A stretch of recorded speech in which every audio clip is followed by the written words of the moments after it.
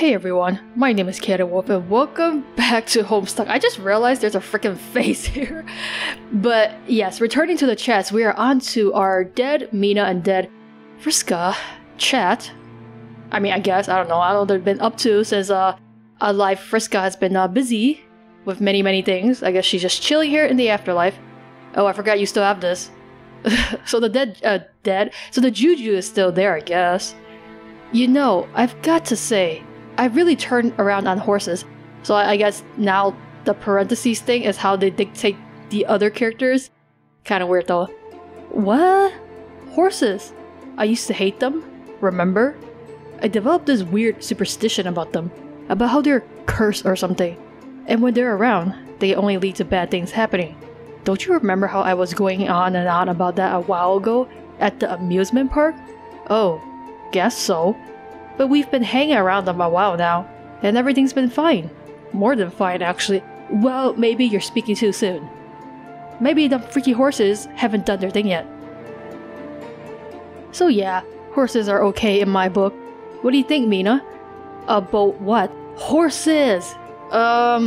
They okay. Kinda dumb and smelly. Be making like fucked up sounds out their big ass snouts and flappy lips. Yeah, reminds me of the weird sounds that used to come from my neighbor's hive at weird hours of the night. You talking about Mr. Horseman over there? The fuck? Don't even ask, because I don't know. Yeah, I don't know either. Oh god, the horses are coming in now. So enough about stupid animals, whose presence have no rational explanation anyway. What do you want to do today? Today? Yeah, there is no today. You know what I mean. Within the ambiguous time frame that would loosely correlate with a single rotation of a planet. Okay, way to get really scientific there.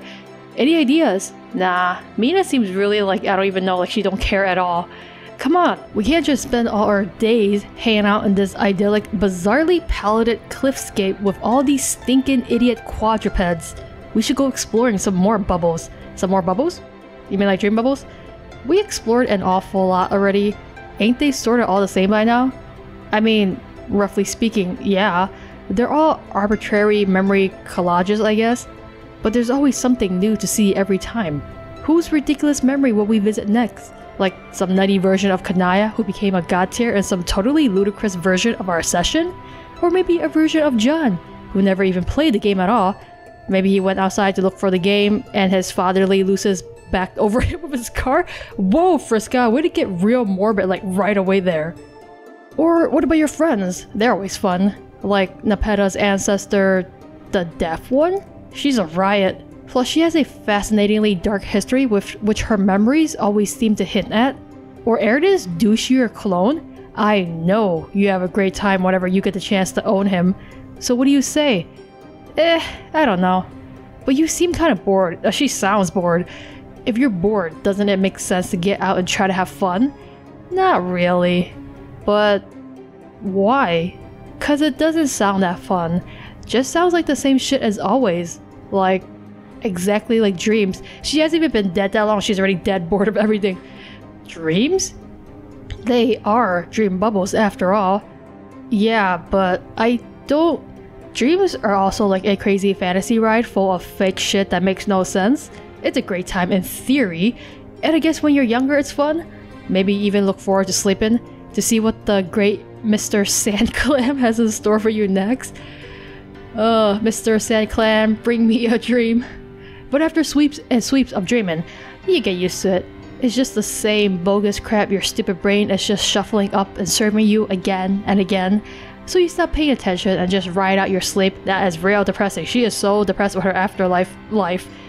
Then get back to business in the real world like a legit person with cool plans.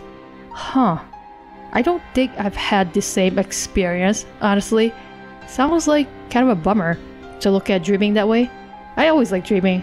I mean, unless they were awful dreams, which was fairly often. But I never say I got really bored of them. Yeah, you are, a bit younger than me. Only a bit, Mina. I am? Yeah, I guess so. I never thought about it. Then again, we fuchsia ladies, we sort of have to get used to being around people younger than us over our full lives. Like, much younger? Or at least I have to if I was actually alive. I guess you're right about that too. That's pretty fucked up to think about, actually. That if you were alive, you have to deal with existing nearly forever. Almost as fucked up as the fact that you have to exist nearly forever while dead too. Well, I guess that's what the adult Mina is dealing with then. Hey, are you okay? Yup. You seem really down. No, I'm cool. Are you sure? Meh, maybe not. Don't matter. What's wrong? Nothing. Ugh. You know you can talk to me, right? Yeah? So tell me. I don't know what's wrong. I'd tell you if I knew. Are you depressed? Shrug. It sounds to me like you may be depressed about something. Or just... in general? I don't know. Damn, Vriska. Hey, it's okay to be depressed. I think just because you're dead, that doesn't necessarily let you off the hook from having psychological problems. I'm pretty sure I proved that to myself on more than one occasion already. Wink. Yeah? So talk to me. Maybe I can help. Yeah. What's the big deal? I don't wanna. Sigh, Mina. What?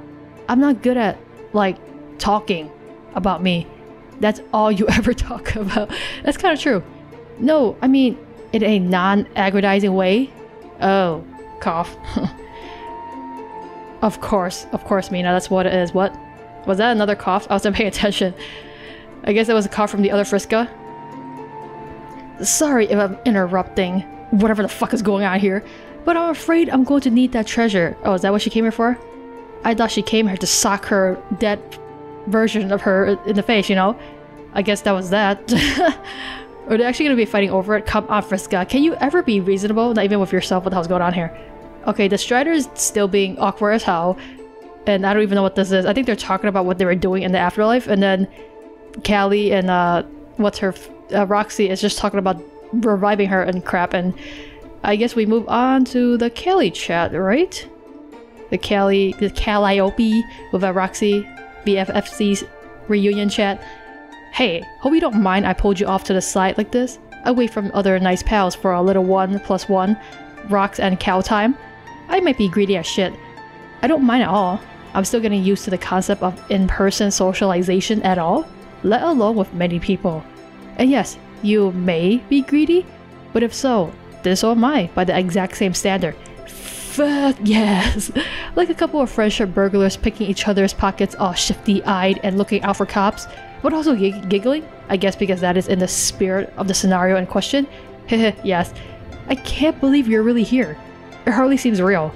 After all these years, and how you were just like a mystery friend online, and then how worried I was we might lose you for good. But now? Wow. I know. So you and Jane and Jade were hanging out. Yes, it was great. We drew and told stories.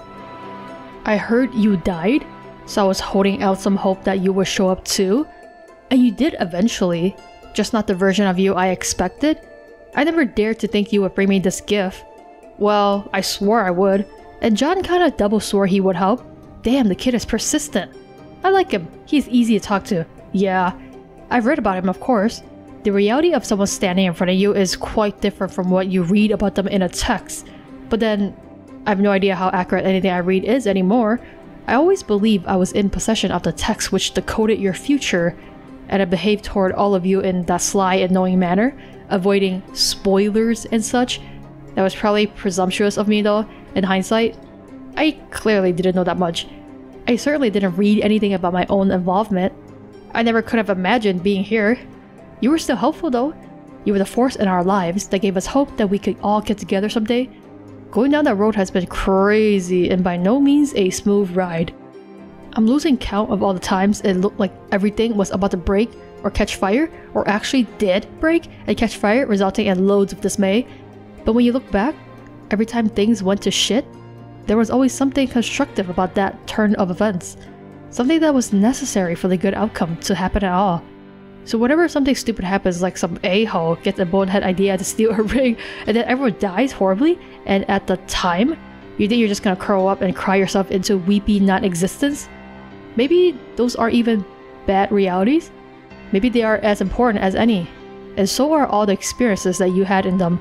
and so are the experiences of everyone who died, because you don't just get to say your experiences are more important or significant just because you happen to be someone who survived longer. That was a long ass sentence, Roxy, but I think I know what you're trying to say. I guess what I'm trying to say is, I'm grateful you let me go on this adventure, and not even in spite of the hardship it involved. I just had a little time to think about it in the Firefly nothing space, and I think all of it was good.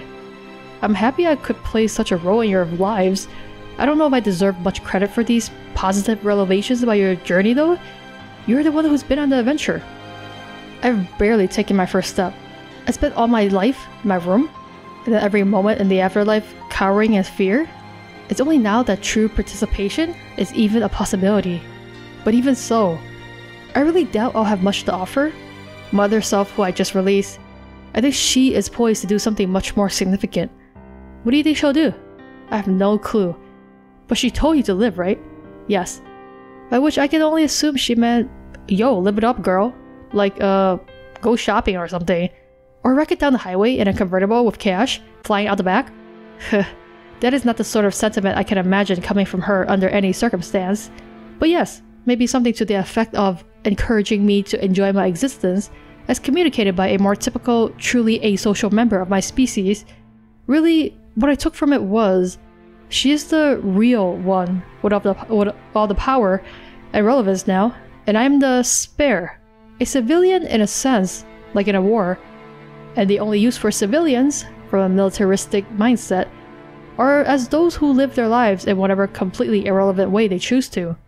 They are the collateral at stake, the ones for whom the war is theoretically fought, but whose lifestyles, choices, happiness and such hold no concern whatsoever for those fighting on their behalf. This, I think, is the mindset of cherubs of her alignment. As protectors, it is the relationship they have with those they protect. And so that is probably the relationship she believes she has with me. You make it sound like she's the legit Kelly, and you are the afterthought. Like the one from the funky reality that didn't go right. Technically, her timeline was doomed by her predomination alone. Even so, yes, it does feel as though my reality was the oddity. Cherubs were never supposed to grow up like me, exposed to other caring people and learning from them. It made me different and unfit to predominate. Yet ironically, this was requisite for the timeline's success, and it was necessary for you all to begin your journey as well. So this seems like an example of what I was just saying actually. The story of the two Kellys. Neither is really more important, and your timelines can't really be described as the good one or the bad one. There were good and bad things about both ways stuff went down, and different qualities to the people you became. Her life sounds like it was harsh and lonely in its own way, but it sort of paid off because she got to beat her brother, but then got arbitrarily punished for that outcome because it wasn't supposed to happen. And then finally you meet her and free her or something, so she presumably gets to go off and do something badass? Then there's you, who had probably an even more challenging upbringing, getting so hassled by your bro. And he killed you, I guess, because the way the deck was shuffled, he had the edge this time. But the upshot was you got to have all these great friends who cared about you, and it helped you become the nice person you are, who means a lot to other people. And now, you get to live whatever kind of life you want, and be completely free from all the crummy stuff you grew up with. Who cares if you aren't as strong as her, or don't have the wicked powers she does, or some important mission to do? You both came from perfectly legitimate realities, and in my honest opinion, you're both equally valuable. And both of those realities seem to be tied together. She can't do her mysterious badass thing unless you make it all the way through your journey and free her. And your reality was the thing setting the stage for this huge multiversal vortex of problems, which after a cajillion fucking epochs, she was always meant to resolve in some way. And that doesn't mean your life was like a means to an end in a big cosmic sense. I think it's more like you are the end, or one of the ends. You, me, and everyone who made it, and everyone who did it. So that means you don't have to be able to do a lot of super special shit to validate your identity as the real version of yourself. The only validation you need is being who you are, because no one can be that person but you. Dang, Roxy, motivational as hell. Those are very inspiring things to hear, Roxy. I hope you are right. But even so, I think I would still like to be useful. You can be. You can help me out. How? I know you aren't a god tier or anything, or probably never did much to get in touch with your aspect, but maybe that doesn't matter. You are a space, right? Yes, a muse of space. Sounds cool. It is cool, I think, especially having seen what I could have been. No, but that potential has to be inside you somewhere. Actually, it's one reason why I wanted you to be with me here for a while, aside from catch up a bit. What do you need me to do? Nothing really. Just be here with me while I try this. I don't know why, but I feel like your presence will help, and if nothing else, I just like having you here. Makes me feel better about trying to focus on this weird little chore. But you think my aspect is relevant? Maybe. I think space is related to this in some abstract way I can't put my finger on. I gotta make this egg, see? But it isn't really just an egg, it's this hella complicated egg in both its biological design and everything it represents for the future of an entire civilization. And I don't have the genetic or chemical or molecular blueprints for it or anything. I have to figure it out using just thought, like ideas. Ideas that are really basic and live in this primordial sort of quasi-consciousness. So I have to build the idea of this egg in some way before I do anything, which means trying to grasp its reality and what it represents. It's like a funky little construct of biological propagation, and I think that intersects with the nature of space, at least as we have come to understand it. The propagation of space is really just some profound cosmological feat of reproduction. That is a literally biological process, right? Pretty much. So to make this egg, as a rogue avoid, what I'm really doing here is something kind of insane. You yourself told me once how I'd be able to do this crazy shit. I did. I'll be like probing nothingness for an idea, a pretty complicated idea in this case, and pulling the idea from unreality. So maybe if I'm right, and a closer connection to the nature of space will help me locate the idea, almost like standing next to an antenna to boost the signal of the idea, then maybe my chances will be better. And hey, even if not, it's just nice to have a friend nearby while you try to do something hard. Yeah, of course guys, we're gonna make that egg, it's gonna be super awesome. The Striders still be weird. Now they're talking about like weird romance between John and Terezi. Okay, awkward. And Jazz Rose Sprite, and then I don't. Okay, so the first guys are still fighting while Mina is daydreaming about swimming with dolphins. Yeah, that's not weird at all. Alright, and then the Roxy and Callie just meditating. Time for the Egbert reunion, although she's not really called Egbert, but close enough.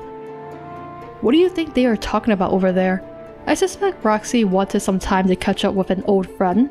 I'm sure I would want the same if I hadn't just had an extensive reunion with her myself. Yeah, I guess we should just chill out and give them a moment. It isn't quite time to head out to our battle stations yet, so we might as well try to relax until it is. I imagine it's a lot easier to relax when another version of yourself hasn't been hijacked by your dead cat. Yeah, that's always gonna be looming over you for your entire life. Yeah, probably is. Maybe you should try not to let her bug you, Rose. She seems harmless enough. Plus, she's pretty funny. Sounds suspiciously like the advice of someone who's never had to deal with an outlandish alternate version of himself. Hey, I've bumped into other Johns a few times. Can't say the experience has been anything other than perfectly agreeable. Well, those are you, John. Okay, right now this is a Jasper version of Rose, so that's super weird.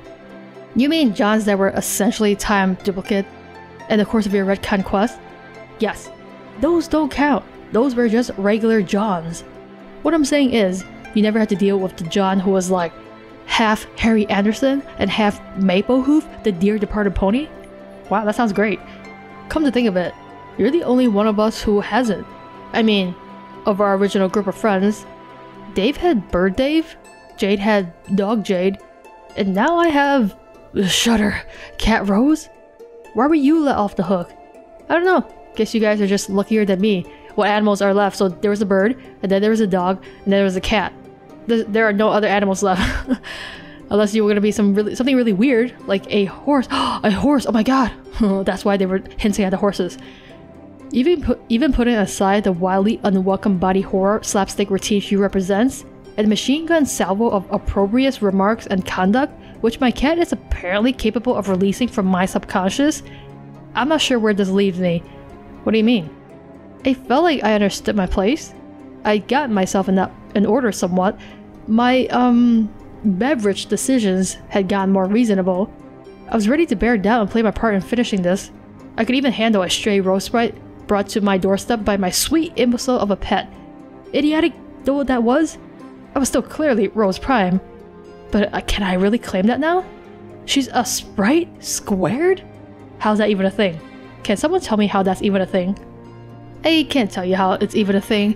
I think we're all just as flabbergasted as you at its thinginess. What's next? Is there a sprite cubed? Or a... Let's not even entertain this avenue of thought. The point is, she must be quite powerful, insightful, and in spite of the beast she rents headspace out to, intelligent as well. Doesn't she arguably have more claim to being real Rose than I do? I don't think being the real Rose necessarily means being the one who is more outgoing and chatty and powerful and stuff. I'm not sure it means... anything? I think maybe we should try to drop the stuff about who is the real version of who anyway. It's weird and it just hurts people's feelings. Yeah, John is right, it also hurts people's heads, so let's not talk about that. I don't care if my feelings are hurt though. I just want to know where I stand. I really don't think she is that threatening to you. Believe me, you still seem like the Rose I always knew, whereas she doesn't quite. It seems to me she is a lot more interested in having fun and zipping around like a silly lunatic than usurping you as the main Rose. Sure, that's what she wants you to think.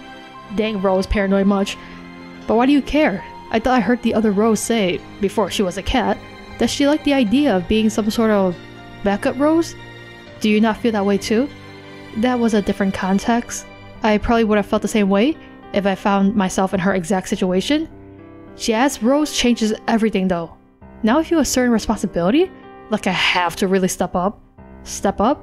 Yes, to make sure I stay regarded as the exemplary model, to provide assurance that the concept of Roseness itself doesn't degrade due to black market peddlers of substandard shit.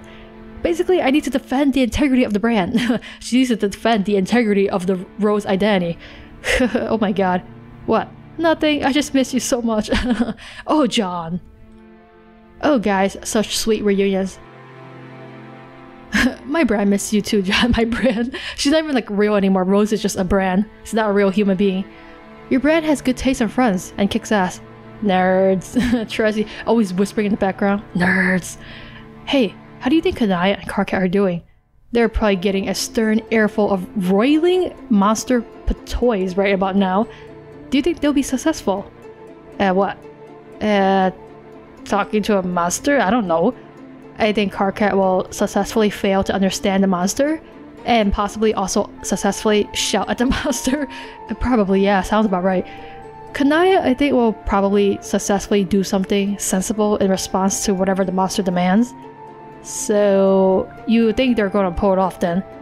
I'm still not sure what it is, but yes. Well, it seems like the it is protecting Karkat and Kanai has knocked the shit out of him. I guess that's the best way to protect him, by just completely excluding him from battle. Sounds about right.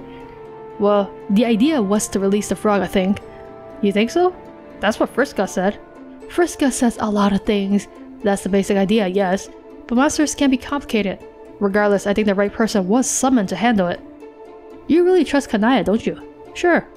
Not to change the subject too hard, into something maybe you don't want to talk about because of your brand, but I think you make a nice couple. You do? Yes, I thought so last time I was hanging out with you both in the screwed up timeline, but didn't say anything then. I think it's still true. I'm glad it didn't change when I retconned some things. I am too. Maybe that means it's a strong relationship. If it can survive... God. Whatever the hell happened. A hard 3-year reboot? And then the sudden presence of Vriska? When you put it that way, it really does sound like you were trying to fuck us out. Nerds! Terezi is just like in the background commenting on everything. Like she's not even part of the conversation. Nerds! Terezi, shush! What? I would have been just minding my own business and in no way whatsoever saying anything directed at a couple of silly nerds saying dorky things. No, you said nerds twice. You always say nerds when in earshot of other people who are just being friendly because you guys are nerds. Isn't it weird how you are making this observation and no one else is? What? No. Meaning, maybe I only say it when the pair of nerds in Airshot happens to include you.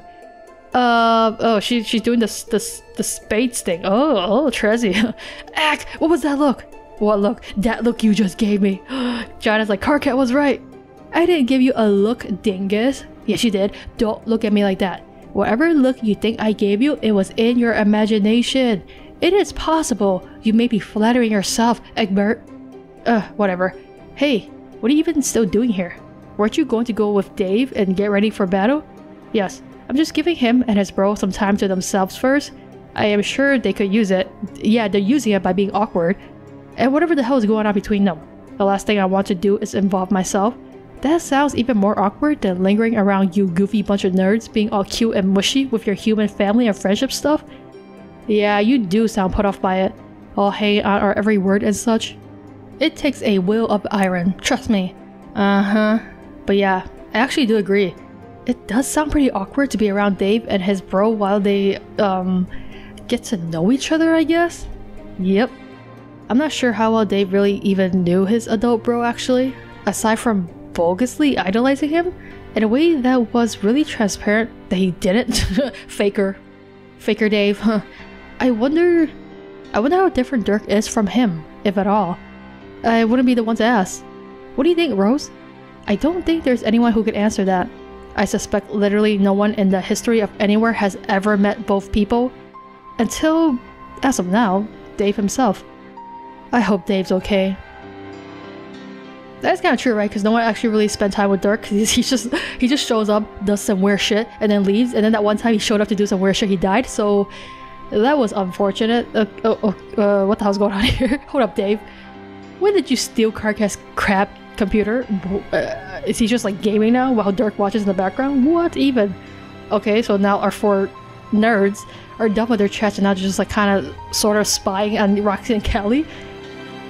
And Vriska is still, the Vriska, double Vriskas are still fighting over the thing, and Mina is literally just standing in the background daydreaming about what a great life she had. She is like having some kind of weird after ghost like midlife crisis breakdown. And Roxy is making her the egg hopefully while Callie looks on in a really weird way. And I don't even know what this is. They're all just kind of like staring at her and thinking about her. I don't know what's going on. Okay, the next one's gonna be Roxy, so maybe she actually makes the eggs. Alright, so we have some things going on. Vriska fighting over the Juju. Hopefully, eventually, one of them... Well, we want the alive Vriska to get it, I assume. And then Amina's having a midlife crisis. I don't know what we're gonna do about that. And then Roxy's trying to make the egg. So, hopefully, by being with Callie, it will come true. But for now, I will leave this video here. So, thank you guys so much for watching this. Let me know what you think in the comments below, and I will see you guys in the next video.